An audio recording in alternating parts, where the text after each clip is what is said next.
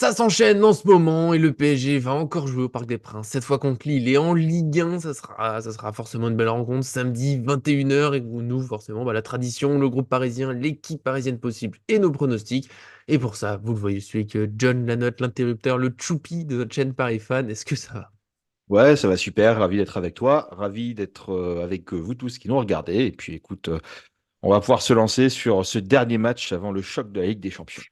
Voilà. C'est le Répétition générale. l'ultime test, ouais, répétition générale, c'est un peu l'idée, même si il faut respecter Lille, hein, absolument, quatrième de Ligue 1, on le verra dans les pronostics, on s'attend à rien de facile. C'est un peu la difficulté de ces matchs-là. Faut le prendre celui-là très au sérieux, mais tu peux pas faire semblant. On va penser à la Ligue des Champions un petit peu en même temps, forcément, les Parisiens, forcément. On va voir tout ça, on va faire le tour de cette rencontre. Ça nous plaît. Le petit j'aime sur la vidéo, ça fait plaisir. Bonne année 2024, évidemment. Le point culinaire en fin de vidéo, mais restez jusqu'au bout, c'est toujours essentiel. Et puis bien sûr, abonnez-vous en activant la cloche pour ne rien manquer de nos vidéos. On est parti pour ce PSG Lille avec déjà le point sur le groupe, le fameux, avec le point médical. On a Nuno Mendes qui est pas encore prêt. Lucien Riquet a donné quelques indications en conférence de presse, hein. Il fait des morceaux d'entraînement, il se sent bien, il est plutôt pas mal, mais voilà, c'est encore un peu trop tôt. Il n'y a pas de date précise, mais ça se rapproche, c'est tout ce qu'on sait. Milan Skriniar, Presnel Kimpembe, bon, voilà, on ne les attend pas, on va dire allez, fin mars, début avril peut-être. Donc voilà, on continue de les mentionner pour le rappel au cas où. Et Kylian Mbappé, voilà, c'était la grande inquiétude, hein, mercredi, quand on voit sa cheville, voilà, 90% des mortels seraient blessés pour au moins 6 mois, Neymar un peu plus, moi pour des années.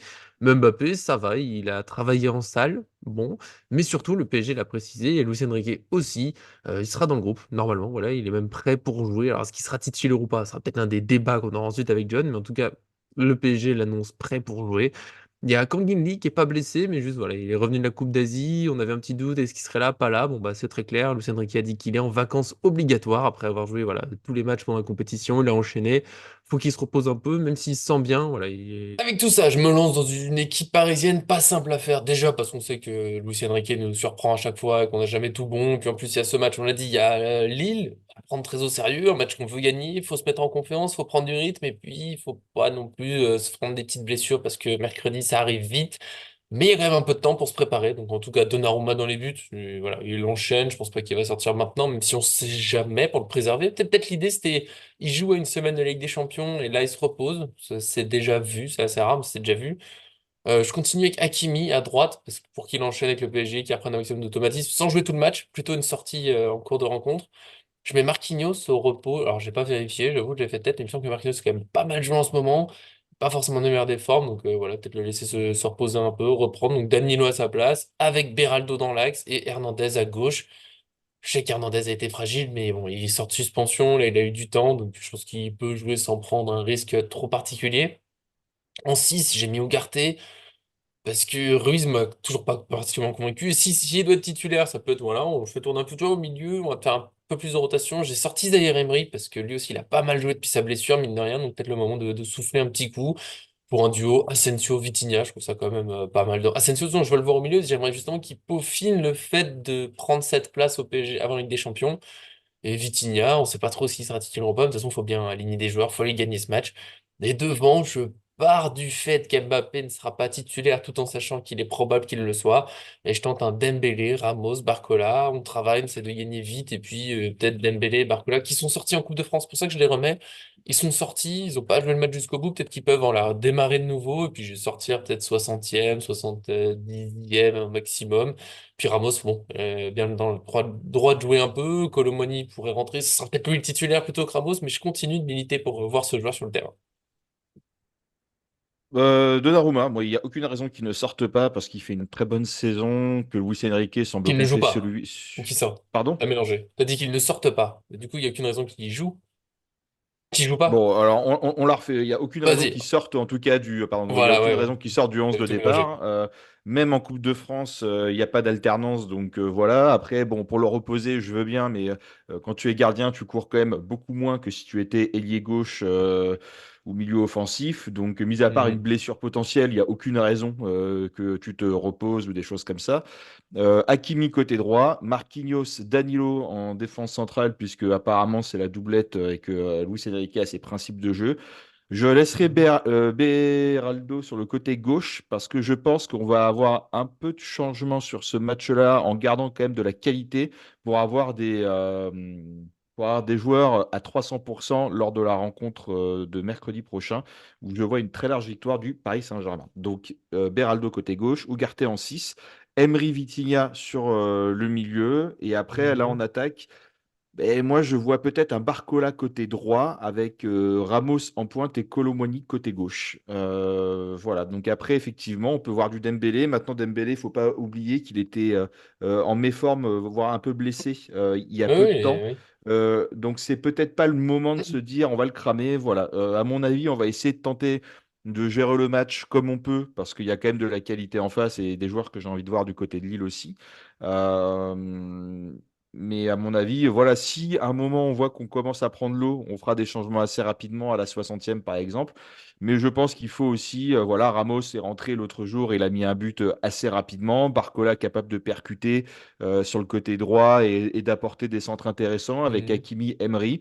Bon, mais je pense que en fait, quand tu as un joli couloir droit de cette manière-là, tu peux avoir un Ramos efficace en tant que numéro 9. Et puis, de toutes les façons, il faut aussi une équipe travailleuse. Donc, on connaît l'apport défensif de Gonzalo Ramos, je pense que ça fait sens aussi. Voilà. Et de manière après, sur le match prochain, d'avoir un Mhm. Dembélé en titulaire, d'avoir un Hernandez en titulaire, etc. Et Asensio, Bah, tu l'as sorti Asensio, parce que écoute, tu le mets titulaire ou tu le sors parce que tu le sors? parce que c'est possible qu'il soit titulaire effectivement à la prochaine rencontre, qu'il avait été blessé il n'y a pas très longtemps, qu'il revient bien Mhm. certes, mais que après voilà, Enrique en même temps on est partagé entre est-ce qu'il fera tourner parce que il a besoin de reposer ses stars entre guillemets ou les joueurs très performants pour les Mhm. grosses échéances. Parce que pour moi mercredi prochain c'est là où on doit aller chercher, on doit pas gagner le match, on doit prendre la qualification sur ce match-là. Donc moi je te le dis direct, Real Sociedad il y aura 4-0. Donc pour Ah, avoir ce score-là, voilà, il faut. ça me va, hein. Mais, ouais. Non, mais c'est très C'est bien. Et en possible. plus, ça, si tu veux, là, on joue beaucoup à domicile. Les joueurs sont moins fatigués par les voyages. Il y a une habitude, Mhm. voilà, il y a un peu plus d'habitude, entre guillemets. Comment dire? Bon, bref, il y a plus d'habitude de jouer à la maison, les rituels, les machins, tout ce que tu veux, etc., plutôt que d'aller à droite, à gauche. Donc voilà, là, nous, on reste, je crois, sur 15 de matchs sans défaite. Donc, bon, on va pouvoir passer sur le score après, mais il y a un moment, il faut faire un peu tourner. Je pense que dans les compos qu'on s'est donnés, il y a de la qualité, de toutes les Oui, manières. oui. Aujourd'hui, Ah, enfin, Colomani à gauche, ça me fait jamais rêver, hein, mais bon, faut bien mettre. non, mais écoute, moi, voilà, sur la Mhm. dernière fois qu'on l'a vu, moi, j'ai trouvé qu'il revenait un peu mieux, où il y avait un peu de mieux, mais après, il faut le faire jouer aussi. Mhm. Voilà. Et malgré tout, même s'il a un début de saison assez poussif, c'est un joueur sur lequel j'ai envie de croire encore. Et voilà. Et si on le voit monter en puissance toute l'année, bah, c'est mieux ça que d'avoir des joueurs qui ont tout cassé les 4-5 premiers matchs et qu'on n'a plus vu le reste de la saison. Voilà. Donc je citerai personne, mais Dédicace à c'est Idrissa malheureusement. Gueye. Non, mais Idrissa Gueye, Ugarte aussi, voilà, genre, au Ouais, bout d'un ouais. moment, on peut se dire ça. Donc, voilà. Donc Mhm. comme disait Luis Enrique lors de la conférence de presse, il faut deux joueurs par poste pour pouvoir justement pallier les méformes, pour pouvoir reposer certains, etc. Et puis voilà, au bout d'un moment, il faut y aller. Et puis voilà. Éventuellement aussi, Beraldo au repos pour mettre un Mukele, hein, tu sais, mais là, ça fait vraiment une grosse rotation, quoi. Il a pas joué. Enfin, j'y crois pas trop, mais ce qu'il y a, c'est qu'avec Luis Enrique, il y a tellement de surprises possibles. Et en plus, dans ces matchs, moi, je le redis, vu qu'on est juste avant la Ligue des Champions, on a quand même 8 points. Tu sais, on serait à 2 points d'avance en Ligue 1, ou même pas premier. Je mettrais une autre équipe, je serais sûr que ce sera, tu sais, l'équipe type, parce que t'as pas de temps à perdre. Là, en plus, il a 8 points d'avance, tu te dis, bon, allez, et puis même les deux équipes qu'on propose. Je suis pas fan de Colomoni à gauche et d'autres choses, mais il y a de quoi tenir contre Lille. Parce que Lille, on les respecte, il faut s'en méfier, machin, mais il y a quand même moyen de gagner avec les équipes qu'on propose. Et puis en plus, il y a le petit astérix, ajouter Mbappé peut-être à l'une de nos équipes quelque part, parce que tellement exceptionnel la récupération que c'est possible. Une fois qu'on nous dit qu'il sera là, tu te dis qu'il peut. D'un côté, je crois que c'est Arthur souvent qui dit ça. Une fois qu'il est dans le groupe, tu te dis qu'il est prêt à jouer. Donc si tu le prends dans le groupe pour finalement le laisser sur le banc, c'est aussi un peu bizarre. Donc à tout moment, il est titulaire, hein. Ouais, mais Mbappé, à mon avis, tu vois, on le prend, on le met sur le banc parce que déjà, il y a toujours la négociation du contrat où tu peux pas te dire qu'aujourd'hui, tu le mets sur le banc parce que voilà, ça rentre en ligne de compte malgré tout dans les choix alors sportifs, voilà, Oui, oui, oui. indirectement. Après, tu peux aussi le mettre, tu peux le faire rentrer à la 60e ou à la 70e minute en disant on a besoin d'un joueur qui va prendre la profondeur, qui va aller vite, qui a créé des espaces, des dangers dans une défense ou un Lille qui est un peu fatigué à partir de ce moment-là. C'est un petit peu ta botte secrète. Et après, moi, j'ai quand même du mal à le voir titulaire, sachant que que il a été en salle aujourd'hui, qu'il joue pas avec le reste de l'équipe, Hmm. enfin qu'il s'entraîne pas avec le Oui, ce reste de serait l'équipe. surprenant.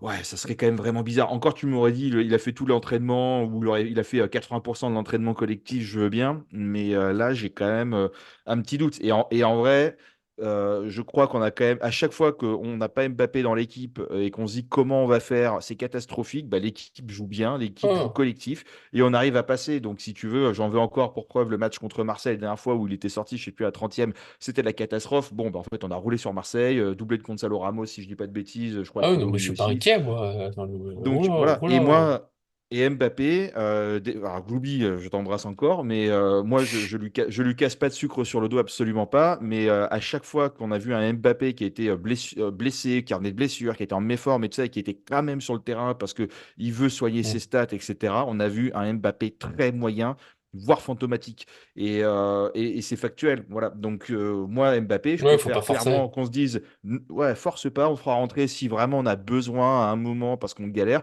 Si on maîtrise le match, repose-toi. Peut-être prendre 10-15 minutes à la fin pour fouler un peu le terrain, etc. Pour Et retrouver viens des tout. sensations, tu sais, pour se Ouais, rassurer un exactement. peu dans la tête, de se Ouais, dire je suis vraiment plus blessé et tout, plutôt que d'avoir la Ligue des mm, Champions, t'arrives en doute ou. Ça peut être exactement. ça. Non, non, mais bien sûr. Ça peut Ouais, le ouais. faire. Mais on verra, on verra. Après, on sait que à tout moment, on n'a pas cité Solaire, tu sais, il y aura Solaire, Mukiele Les qui sera solaires titulaire. titulaires On sait que Luis Enrique fait avec tout pour nous Ruiz. perturber. Voilà. Ouais, on n'a pas. Ouais, ouais, mais. Tout est possible. Mais c'est bien aussi, on n'a pas trop d'absents, plein de possibilités. Et je retiens, et après on passe au prono, que le coach de Brest, en conférence de presse d'avant-match, Eric Roy, a dit que ce PSG était très dur à prévoir, que c'était difficile pour l'entraîneur et tout de savoir ce qu'allait faire Paris. Et ça me fait plaisir. Voilà, qu'on soit plus trop prévisible, qu'il y ait toujours un peu de surprise, même si on sait l'idée de jeu global, mais toujours des petites adaptations. Donc voilà, en tout cas pour l'équipe, on a fait globalement le tour, même si on peut en parler pendant 6 heures, tellement il y a des options possibles. Vous, bien sûr, dans les commentaires, dites-nous aussi vos équipes, ça fait toujours plaisir. Nimrou, je Bien sais que ce sûr. sera la mienne que moi, fais pas semblant. Voilà, voilà, fais pas semblant. On sait. Hein, on s'est compris. Et on va passer au pronostic. Tu auras aussi le même que moi, Nimrou, mais est-ce que John aura le même que moi? C'est toi qui vas le donner en premier aujourd'hui. 3-1. Moi, je vois un Ah, oh, j'ai 3-1. failli. Match, Mhm. voilà, match à la maison, on enchaîne un peu à la maison, une belle répétition générale, des supporters qui vont donner beaucoup de voix avant cette rencontre de Champions League et qui vont voilà, vraiment encourager le Mhm. Paris Saint-Germain. On aura une belle opposition, ça ira d'un côté comme de l'autre, je pense, par moment, et ça va pas être un match facile du tout. Voilà, moi je vois un 3-1. Et puis, voilà, petite parenthèse, mais moi, j'ai hâte de voir Lenny Yoro jouer aussi contre nous parce que la dernière fois qu'on les avait affrontés, il y avait quelques rumeurs, mais qui n'étaient pas du tout aussi intenses qu'il y a pu avoir pendant le mercato hivernal. Il partira l'été prochain. Voilà, Olivier Létang l'a clairement dit, hein, Mhm. qu'il resterait pas en gros l'été prochain. Donc, on va voir comment il va réussir aussi à jouer contre nous et c'est intéressant.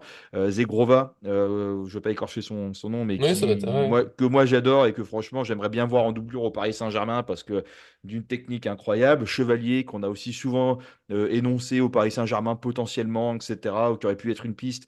Bah, moi j'ai envie de voir aussi comment il va tenir tête au Paris Saint-Germain. Et même si on supporte le PSG corps et âme, c'est quand même intéressant de voir des potentiels Oui, recrues, oui. futurs recrues ou évoqués, ou en tout cas du talent en face aussi, et c'est toujours cool, quoi. Voilà. Tiens, il y aura une photo, Yoro, il va tenir un stylo dans le vestiaire à un moment, la rumeur elle va enfler, il a signé déjà son. Il a parlé à Oh, Kylian Mbappé, mon Dieu, oh là là, avec à un moment avec il la a fait un rumeur Madrid en plus. sourire à Luis Oui, c'est Enrique. Oh ça. là là. Enfin, ça serait les médias espagnols, ils sont très forts dans ce jeu-là, nous on n'ira pas jusque-là. Le 3-1, j'y suis presque allé, j'ai hésité, puis je suis resté à 2-1. C'est peut-être un prono surprenant, parce que je suis souvent très optimiste. Du 3-1, tu sais, c'est un peu mon classique du match difficile, mais j'y crois.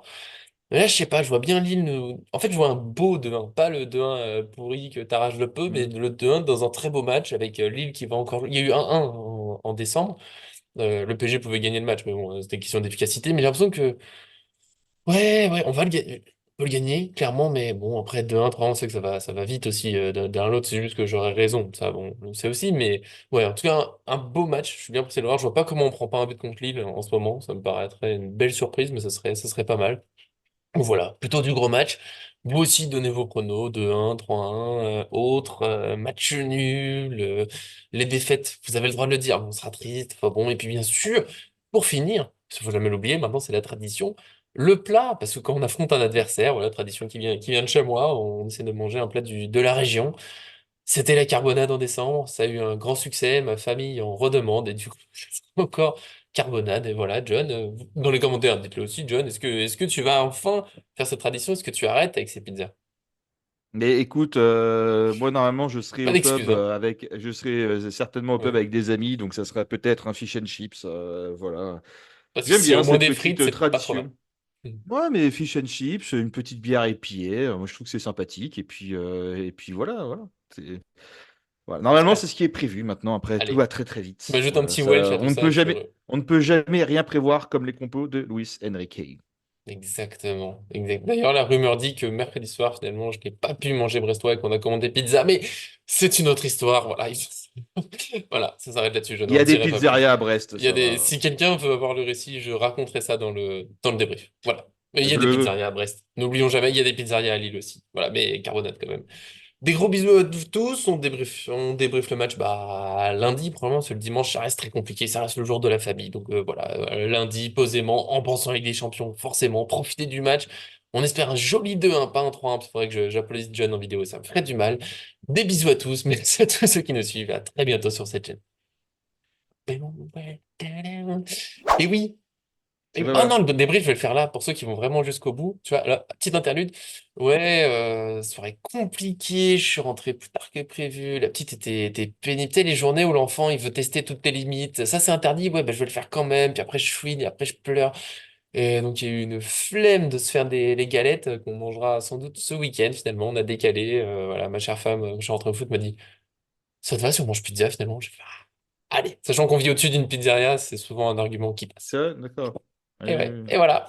Pour ceux qui sont restés.